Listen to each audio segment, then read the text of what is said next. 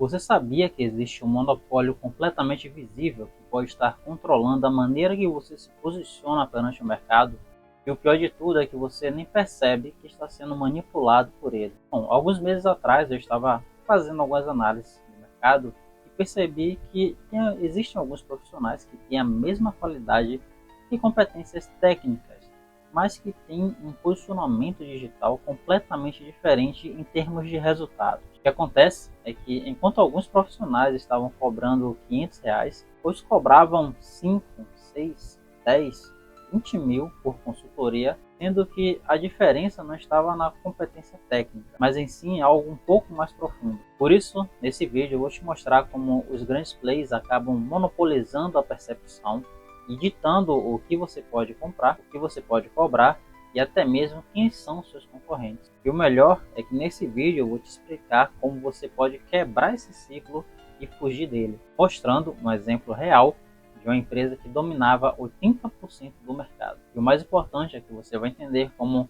quebrar esse ciclo e criar um domínio de percepção próprio. Fala pessoal, se vocês não me conhecem, meu nome é Jefferson Esteves, sou publicitário, formado em comunicação, e nesse canal a gente conversa um pouco sobre posicionamento, comunicação, marketing, entre outros assuntos. E no vídeo de hoje eu vou te contar uma história que vai te ajudar a mudar a sua percepção em relação ao mercado.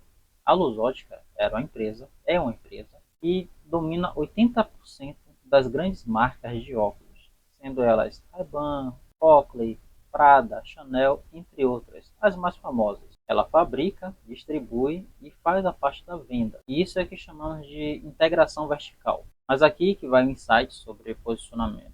A Lusótica, ela não venceu por ser melhor tecnicamente. Afinal, nós estamos falando de um objeto que não tem muita tecnologia.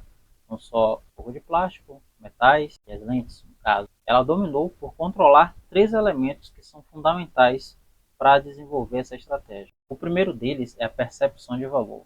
Quando a Lusótica ela pega os materiais, os óculos, ela não está vendendo apenas óculos, ela começou a trabalhar a percepção de valor. Quando ela pega produtos que são relativamente básicos, como os óculos, e transformam eles em questão de símbolos e poder e status. O segundo ponto que ela utilizou na estratégia foi controle e distribuição. Ela dominava todos os canais de venda daqueles tipos de produto. E no terceiro ponto, aí vocês me dizem no comentário se é ético ou não, ela fazia a eliminação da concorrência. Ou ela comprava, ou ela sufocava os seus concorrentes.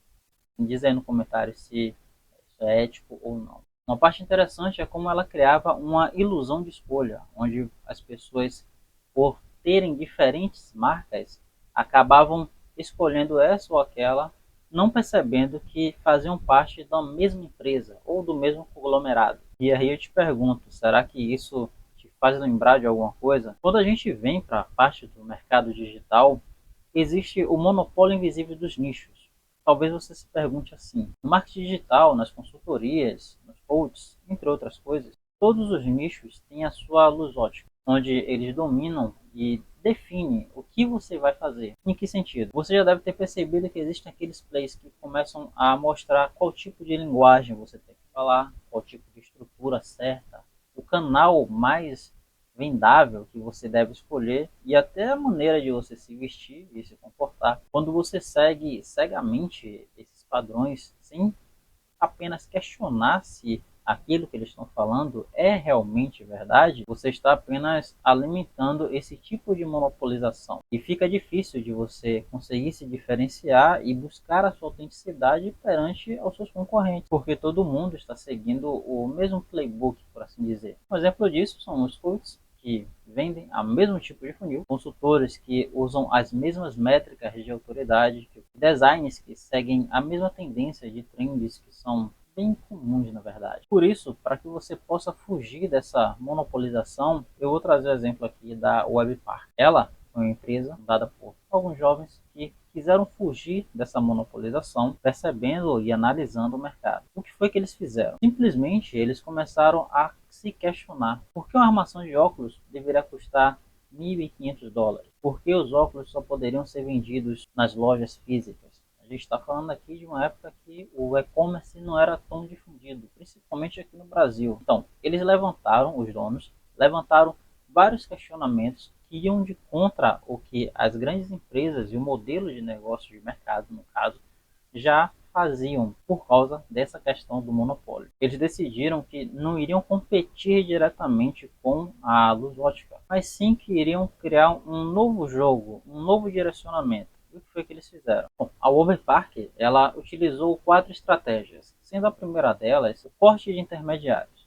Elas pensaram no seguinte: elas pensaram uma maneira de vender diretamente para o consumidor. Eles decidiram cortar vários atravessadores que poderiam influenciar no custo final do seu produto. Bom, e nesse caso você pode pensar hoje quais são custos adicionais que você vê perante o mercado que não são tão necessários para que você consiga desenvolver os seus serviços ou os seus produtos. A segunda estratégia foi uma transparência meio que radical, onde eles mostravam onde cada custo dos materiais eles eram direcionados. Um exemplo, hoje os seus clientes eles sabem o porquê você cobra aquilo que cobra, porque transparência gera confiança e credibilidade. Na terceira estratégia, eles utilizaram a questão da experiência do usuário. Pense no seguinte: como você pode transformar a experiência de adquirir o seu produto ou serviço em algo que seja único e diferenciado dos demais. E a quarta estratégia está ligada a propósito e autenticidade. Não era mais sobre preço barato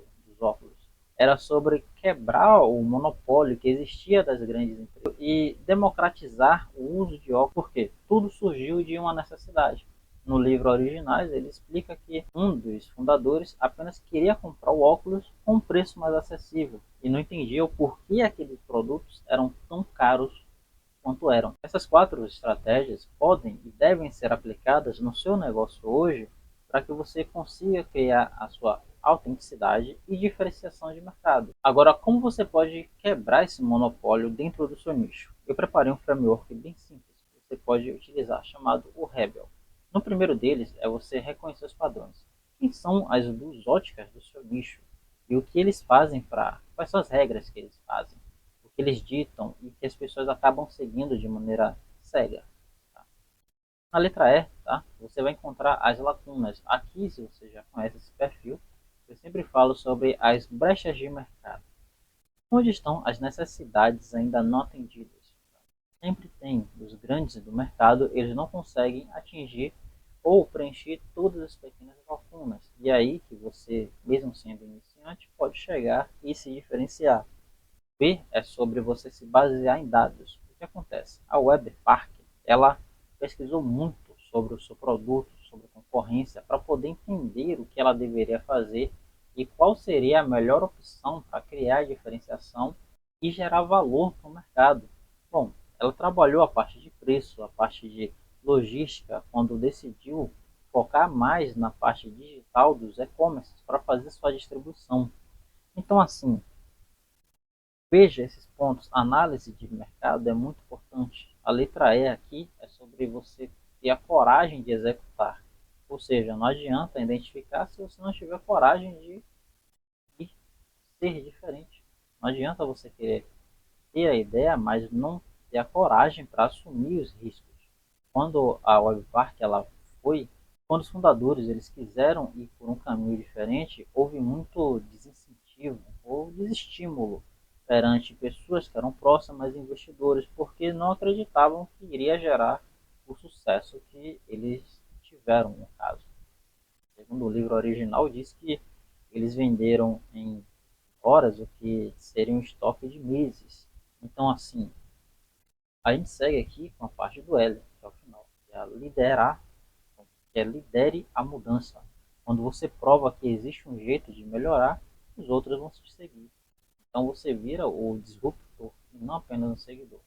E para isso eu faço 3 perguntas para vocês responderem e criarem uma diferenciação. Que verdade do seu mercado você nunca questionou? A segunda é: que regra você pode quebrar sem perder a qualidade? Que experiência você pode criar que ninguém ainda está oferecendo? A reflexão que eu trago para vocês é o seguinte: assim como as grandes empresas estão deixando marcas de luxo, deixaram as lógicas, muitos clientes eles vão deixar os seus prestadores de serviço por serem muito genéricos. E é aqui que a gente trabalha a parte de diferenciação através de um bom posicionamento. Porque o futuro ele pertence a quem consegue promover um valor real e trabalhar as experiências dos seus clientes. A questão que eu trago aqui não é você quebrar o monopólio invisível, mas sim você entender, parar de alimentar ele e começar a criar um próprio domínio. Se esse vídeo te fez pensar algo sobre o posicionamento, deixa aqui nos comentários qual verdade você não tinha percebido até ver esse vídeo. Vou ler todos os comentários pessoalmente e a gente sempre troca uma ideia bacana aqui embaixo. Se você quer conhecer mais a fundo as estratégias,